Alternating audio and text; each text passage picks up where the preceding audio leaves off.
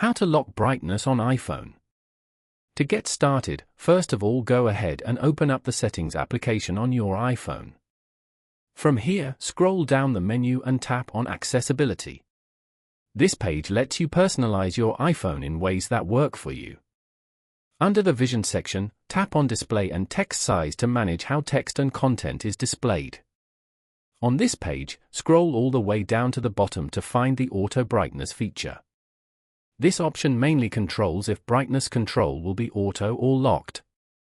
Tap the toggle beside it to turn it off. Turning off auto brightness may affect battery life but will fully lock your screen's brightness level. Following these steps, you can easily lock the brightness on an iPhone and stop it from changing automatically. Thank you for watching. Please leave a like if this tutorial helped you, or leave a comment below if you have any questions related to the video.